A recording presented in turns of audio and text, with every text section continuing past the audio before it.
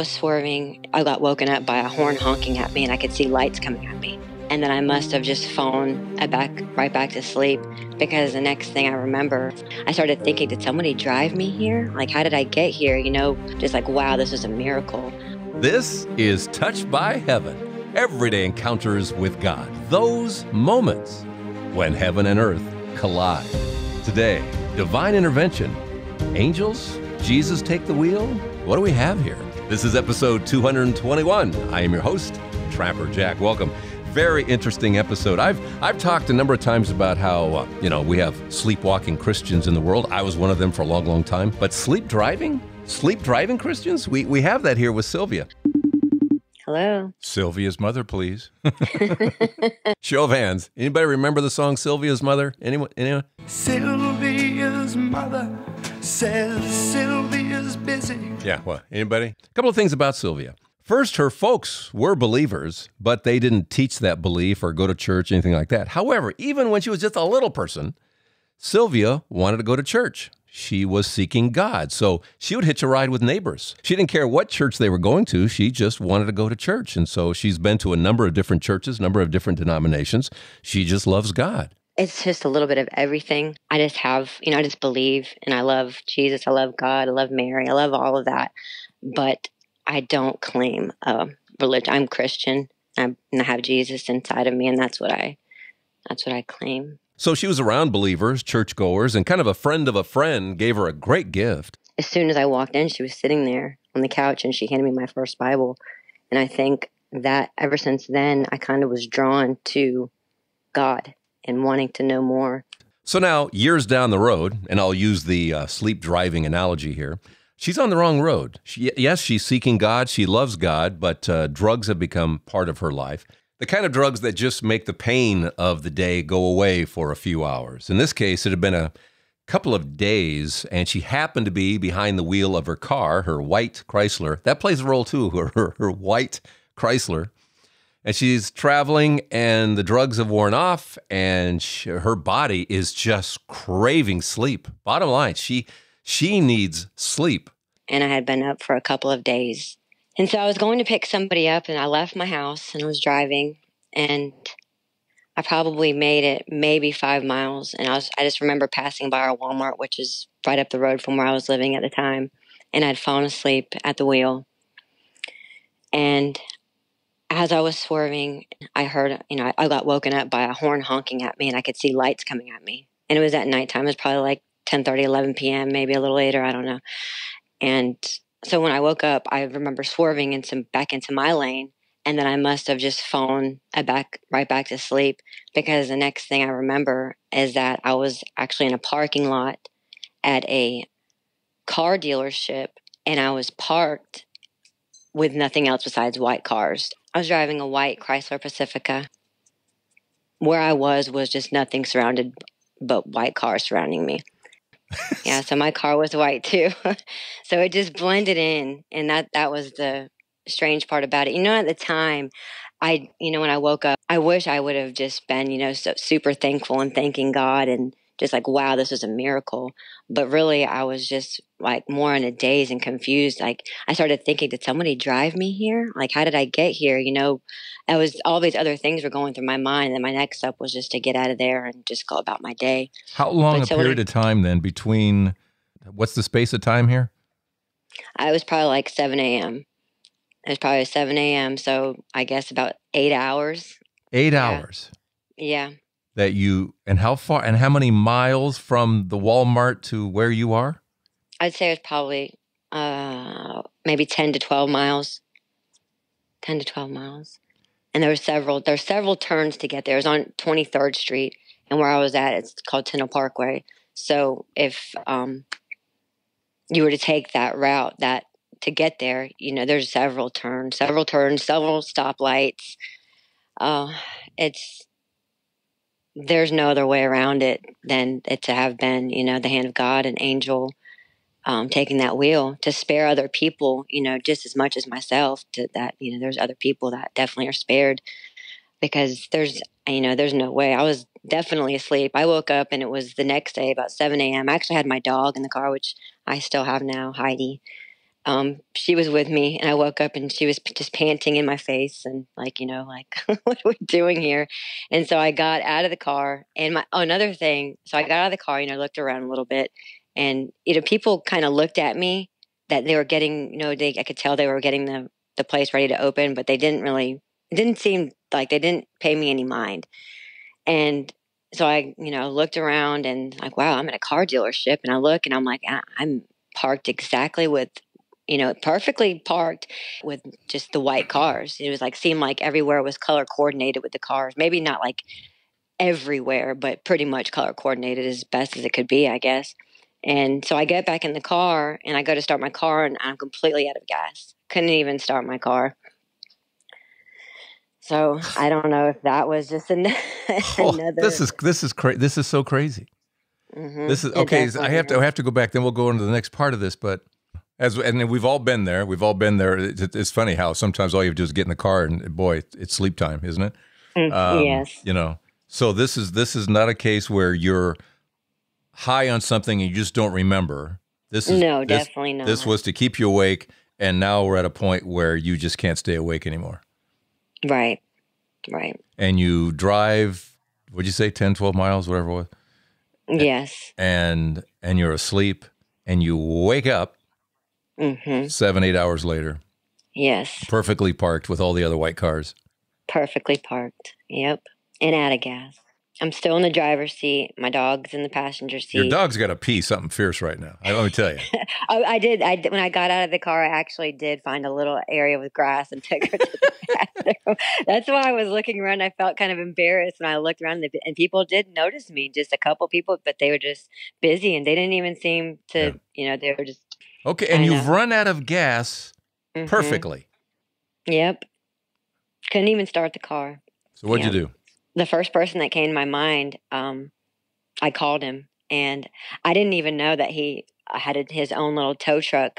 That's what he did for a living. I didn't know that. And so anyway, he's like, "Yeah, I'm right around the corner." And but he for whatever reason popped into your head. Yep, popped in my head, and it took probably 5 minutes from the time I called him for him to come in, and he had a gas can and just filled with gas and gave me some gas, and I went about my business. Did you ever talk to him again? No, I haven't. So here's this guy that you think of. You call him. He fills up the tank or gives you enough to get to the gas station, basically. And then thank you very much. You served your purpose. Yep. And the only reason I knew that I just got his number off of Facebook Messenger. I never really had his actual number. It was just a Facebook Messenger type thing. And yeah. Just crazy. Yeah. God is good. He's just so good. He's just so mysterious and good. And I've never told anybody except for my husband about this. And I know, we've had the cars, driving through cars and all that kind of stuff. This is different. To drive this long asleep and then wake up, no gas, call a guy who just happens to be around the corner with gas. I mean, it's just, this is crazy time. Yeah. Yes, it is. And why you? What is it about you, or is there anything about you that God said? I don't want to make it all about me, because I could have definitely hurt somebody else. Something else could happen to other people. So, there's other people out there and that are protected as well. And so it could definitely have to do with that too. So other than your hubby and me, nobody else has heard this? Never told anybody. Why? I don't know. I guess how do you even have that conversation? well, Gladys, one night I was out, I don't know. Wow. Yeah. It's just, some people might not believe it. But it definitely happened. Well, we're all right now. We're trying to go, okay, is there any other explanation? Do you remember why? Why did you want to be awake for a couple of days, or what was going on? I didn't want to be awake for a couple of days. I was just on speed. Mm-hmm. A lot of things happened at one time. It was just, it was on top of my mom dying. I also I got out of a very, a long relationship that was not a good relationship. And it also was the cause of why I was only 12 credits away from getting my degree in environmental science. And I had to leave that situation as well to help take care of my mom when she was sick. And it just, a lot of things kind of happened at one time.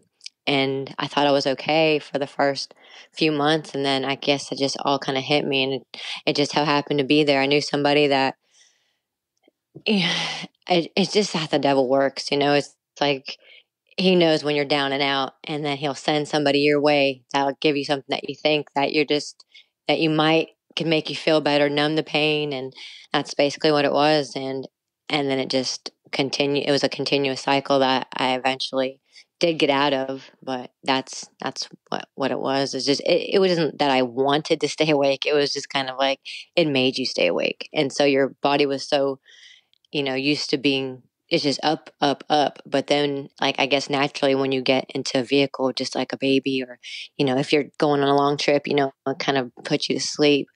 And so I believe that's just what happened. So in your case, when you're coming off the speed and now your body is sinking back into the reality of you've been up for 2 days and you have to sleep. You have to sleep. That's what your body did. Yes. It fell asleep. And what I find interesting is that you were awakened by an incident with somebody honking at you or whatever it was. Mm-hmm. But then immediately, bam, you're gone again. Your body is just craving sleep. Mm-hmm. So there's Just not like even that. a sense that you're in twilight time, like you just don't remember driving to that location. You were gone. I was absolutely gone. Nothing. I know that I had passed out. I know that. I remember nothing else after that except for waking up with all the other white cars. And somebody else was taking charge of the wheel, Jesus, take the wheel. Amen, Yeah, man. that's what it was. We assume, I should, this is kind of funny, but not, is that, we assume you drove straight there, however, 10, 12 minutes, whatever it was, 10, 12 miles, whatever you said it was. It's not like you went for a joyride for a couple of hours, ran out of gas, and, I'm running out of gas, I better go park. Who knows what was going on during all that? Because when you see the movie of This in Heaven, you got to, I'm coming for that screening. You know what I'm saying? Right. Provide a little popcorn, because I want to it's- see the screening of what the heck happened that night. Yeah, me too. Yeah. I'm just thankful, and it's just another confirmation for me that God is with us, and, that there is a lot that we don't know. Let's pause right about here. Then more with Sylvia. Sleep driving. This is new territory, right? We've had people driving through cars and all that, but this... And I see symbolism. Can we go down this road of just kind of the takeaways with the symbolism? Yes, she's on the wrong road with the drugs, but she gets out of it. Actually, she went into rehab, and through a rehab program and Christian teachings and all kinds of things that she was going to, that's all in the rearview mirror. There's some symbolism. White car. You gotta love a white car parking amongst white cars. It's like, yes, you're in the family. Yes, you're a seeker. Yes, there's something in that too. We all run out of gas. Yes, we do. And we all know where to look when we do, or we should. And she did. Instinctively, she knew where to look. We look to God, of course, to refill the tank. Jesus does that. And somehow instinctively, she knows to call whoever, Bob, Facebook Messenger. He comes and helps her out, and down the road she goes again. The whole thing is just amazing. The horn honking, I think, is to help her understand this was not twilight driving. She was so out of it. She woke up for a flash and then out again, because she didn't even have the consciousness enough to pull over to say, I can't drive. It was just awake, out again. She was just that far gone. It's the series of events. It's all these different elements all in a row that make you say, son of a gun, something very special happened that night. God knows her heart. God knows Sylvia's heart. He knows she loves him. He knows he's watched the DVR. She's going to be helping other women who have gone through their own issues. He sees it all, and he protects her, sending angels, Jesus himself taking the wheel. However this worked, astounding, beautiful, and believable because of all the elements involved in her story. Amazing, just amazing. All right, more coming up. She's had prophetic dreams and some other things happen too. Quick Patreon shout out. Thank you, Chad. Chad Jacobs is in the Patreon family. Thanks so much for keeping this all going, Chad. Appreciate that. And if you'd like to do the same, you can come here to episode 221, click your way through, or go to patreon.com and search for Trapper Jack. Okay. All right. Now then, Sylvia. Oh, I also wanted to thank you for joining the Patreon family. Oh yeah. Yeah. You're And welcome. we thank everyone for listening. We thank those who take the extra step. Can I ask you what is it that took you from being listeners to not only giving your story here, but a while back joining the family? I just feel like I wanted to support you and your wife in doing this because um, I think it gives people a chance to tell their story and for the listeners to feel as though there is, it lifts their faith. Anything that helps people lift their faith is always a good thing. And I'm appreciative of that. And I know it touched my heart to hear a lot of those stories. And, um, it's really real. It's such a uplifting feeling that I get when I hear the people just telling what happens to them. And it just blows my mind. And I really love it. And you also inspired me to start praying the rosary. So that was cool. And you reminded me of what a miraculous medal was. And I didn't know what the miraculous medal was, but I had found one years ago in my mom's drawer after she had passed. But I had been through that drawer many times. And I've cleaned it out and I've cleaned all her stuff out. And then all of a sudden, out of nowhere, I see this miraculous medal. And I didn't know, I seen this little charm. And I actually got a necklace. I got a necklace, a gold necklace to put the charm on. Actually, my husband got me it because I told him I wanted to wear that. So, and because I figured it was my mom's. And I didn't even know that it was a miraculous medal until this was years ago that I found it. But then I heard people talking about that on your podcast. So I look it up and it's the same charm that I had the whole time. And I just thought that was amazing as well. Wow, that's interesting. Isn't that interesting? Yeah. Yeah. The history is that back in 1830, Mary appeared to St. Catherine of Lisieux. I'll make sure I get the right St. Catherine, I'm pretty sure. And basically said, okay, there needs to be a medal, needs to look like this. Here's what it looks like on the front. Here's what it looks like in the back. She had it made. Special graces come from it from wearing it. But interesting, as many times you looked in that drawer and it wasn't there then. Never was there. hmm these are not necessarily God experiences. I don't know if you want me to talk about it, but I remember being in Atlanta and the father of my kids, he was driving and he had a little bit to drink and he was just kind of driving a little bit, fast, let's just say, and a little bit crazy. And I just remember telling him, you need to slow down, you need to calm down, and asking him if he would just calm down a little bit. And everybody through Atlanta, on I-85, they kind of drive a little fast and he was just kind of going with traffic and just driving with them. And I just was asking him to slow down. And I remember underneath one of the bridges, I could probably see it maybe a couple miles ahead. And I had a feeling that we were going to hit this thing. And I say thing because it seemed like a person, but, I wasn't on drugs at the time during this, just so you understand. I could see this figure that it didn't seem like he had a face, but it was kind of long. He was kind of skinny. Anyway, he came out from underneath the bridge, and there are people that do hang out around those bridges sometimes underneath in Atlanta because they have a homeless community occasionally that you'll see underneath the bridges passing under. Well, anyway, so as we're driving, I could see a couple miles ahead that I'm saying, please slow down, please slow down. I have a bad feeling. I have a bad feeling. And he's not paying me any mind. He's just driving and not paying attention to me. And anyway, so as we're going closer, this person or this thing is like dodging traffic and people are flying down the road. And at the time, I'm still thinking it's a person, So he's hopping through cars, like dodging cars coming from the left-hand side. We're on the right, from left-hand side, crossing the street, going in front of us. Anyway, so as he's going through these cars, we actually, it happened so fast. We actually hit him with my side view mirror. The side view mirror comes off of the car, and I'm freaking out, and I'm just like, oh my gosh, we just hit this person, we just hit this man. And so we come back around and we check, and there's no body, there's nothing to indicate that there is actually a person that's been hit, other than my side view mirror has come off of the vehicle. So anyway, so when we get back to the house, we actually were visiting his mom, and I tell her the story, and she's freaking out. And so they're checking the news all night and all day to see if there's any instance of a body.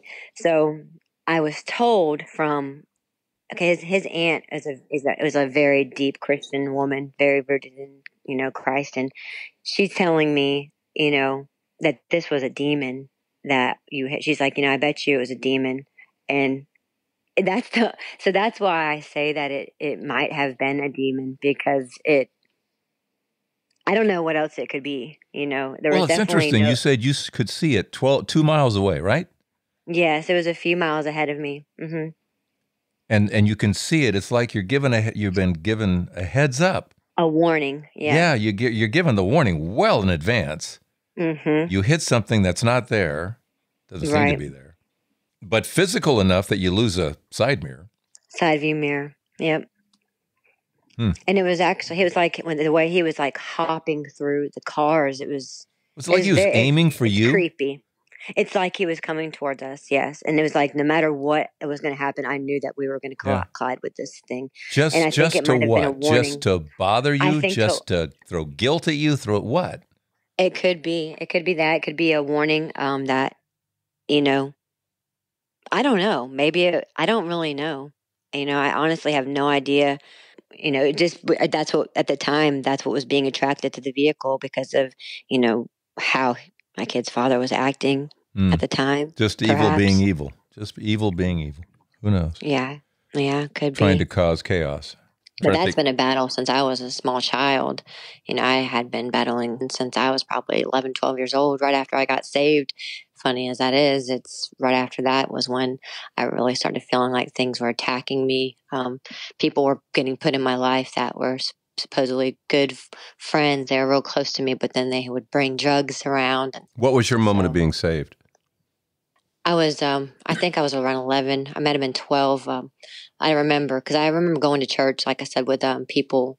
I met a different group of people that I would go to church with. It was a youth group, and it was there that I remember we watched this whole movie about Jesus and what happened to him on the cross and the resurrection. And then I just remember crying and crying and crying. And then after that, they asked if anybody wanted to get saved, and I raised my hand, and I remember just bawling my eyes out and giving my life to Christ and saying, I want to live for him. And, just that I believe, and that the stuff that I don't remember word for word, but, and then after that, it didn't take long to where I was being attacked left and right, I feel. Yeah, he comes after you. But again, God has the DVR. He knows how it's going to turn out. And he does allow for a greater purpose. Oh, yeah. And I feel like I've been in situations with other women that I get to tell my story to and give them hope. So I do believe that without having gone through this, I wouldn't be able to relate to the people that need the help the most, because they wouldn't listen to me had I not been through it. They would think I didn't understand what it's like, but I do. So I think that's actually a big thing, to be able to help the people that have been through that, or that are going through the similar situations. What else has happened? It's what's even strange now is that the man I'm married to now, I've actually known him since middle school, and I used to dream about him all the time, and really? all throughout high school. Yeah, I had dreams, and even in middle school, I had this strong feeling, like a connection towards him, but I never told him. I had a really strong connection, and just having this feeling that one day that, we might be together. And I don't know where that, at the time, of course, I didn't know where that was coming from, or why I was so drawn to his spirit. And remember any of the dreams? Oh yeah. One dream in particular, I do remember. I remember that, I was trying to help him get away from a woman that wasn't a good person. And I just remember like telling him, we have to hurry up and, I have to get you out of here. And, basically telling him that, he needed to come with me. And at the time, actually, there was a person that he was with that was not a very good person. The next day, he had gotten in contact with me. I had noticed, and he had friend requested me. And that's kind of like how we started talking and getting back in touch. When you're destined for each other, and God wants to make it so. Interesting. Yeah. Okay. Where to next? Just in nature, just like on my 16th birthday, I just remember asking, and my boyfriend at the time, I asked him to get me a white rose for my birthday, and I think I'd mentioned it to my family. I don't know. And nobody had got me a white rose for my 16th birthday. So as I'm sitting outside in the backyard, talking on the phone, whatever it was, I don't know, I look and I see a white rose along the fence, of which nobody even knew there was a rose bush there at all. I don't see how nobody knew it was there, or it wasn't there. I don't, I have no idea, but there was one white rose that had bloomed on this rose bush that nobody knew even existed. All right. Well, when we look at Mm-hmm. this, and obviously the the long drive, which is just so dazzling, what's our takeaway, Sylvia? That this is real, that the battle for our souls, that's very real. And I know from experience that the devil has been trying to steal my soul since I was a small child. And I mean, it is Satan's world, and he will try to torment you and tempt you in many different ways through people, places, and different just supernatural experiences and things in this world.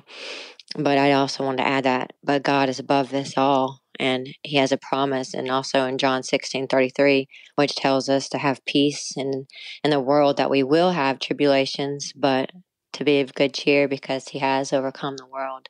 Just to add also that, anybody that's going or battling through an addiction, or, struggling with anything that they're struggling with really, but, mainly addiction, because I did mention, through my addiction that I still had my guardian angel looking out for me, which is a confirmation for me that, that also applies to everyone else, that, God does love you and will still help you and is there for you, so don't give up hope. And he is there waiting on you just for you to make that move. And he's there to welcome you with open arms. And it's the same for anybody who has somebody or knows somebody that's going through an addiction, that there is hope and people do recover and God is with them. God knows your heart. He knows our weaknesses, and he knows our heart. And I sense that with you. Whatever you went through, he was always there because he saw the love in you. My purpose is to, right now is just to help anyone at any given moment, whether it be, a kind word, a smile, listening to them. I've picked up a few hitchhikers, and I know that sounds crazy, but I've helped them and had great conversations with them and helping them get where they're going, help people with money, things like that. So, just to be kind and to love one another. That's a good Samaritan. That's just being, I would never recommend to any woman or guy for that matter to pick up hitchhikers, but no, definitely not. My sense though is that your angel or somebody said it's okay. This one's okay. Yes, absolutely. But this is good Samaritan stuff. We're really we don't have to solve all the world problems, just the one that's in front of us. If we just did that, we would be just fine. Right. And that sounds like what you're doing. Just really anything. I'm talking down to caterpillars, worms, even cockroaches, anything that needs, animals, anything that needs help. I'm right there to help it. That reminds me of 1 Samuel 16 also, like, God does, that's what, he doesn't see as man sees. He sees your heart. And it's very true. Thank you for this, Sylvia. This has been outstanding. You're welcome. It's been wonderful. Well, thank you for letting me share. It actually feels good to be able to share with someone and have them, with an open mind and just be able to, tell what happened. Yeah. Thanks, Sylvia. You packed a punch in this episode, falling asleep, waking up with the white cars, out of gas, but knowing where to find it. Just amazing. And then all these other divine interventions too. The rose when that's what you asked for. Finding a miraculous medal where there wasn't one before. Praying your rosary again. And you've had the experience of so many faiths and denominations, Catholic, one of them, Baptist, all these different denominations, and you've taken them all with you and just want to get closer to God. It's just, you're open. You're open to God's Spirit, which is very cool. And I go back again to the fact that God knows your heart, Sylvia. He just knows your heart. And you're in the bubble, and you were protected then as you're being protected now, because there's more for you to do. There's just more for you to do. And thank you for sharing your story. It'll just be just between us, because now, okay, a couple of us now know and can share this story. So what is your story? Get a hold of me here at touchedbyheaven.net. Oh, if you have time, if you'd be so kind, thank you for keeping us a 5-star podcast. You do that by your ratings and reviews, and we appreciate that. If your app allows for that, thanks for taking the time and doing that, because it gets these stories to other people.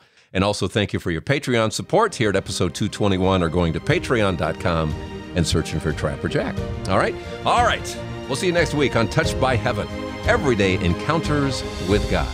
This is Trapper Jack in a moment of Thanksgiving.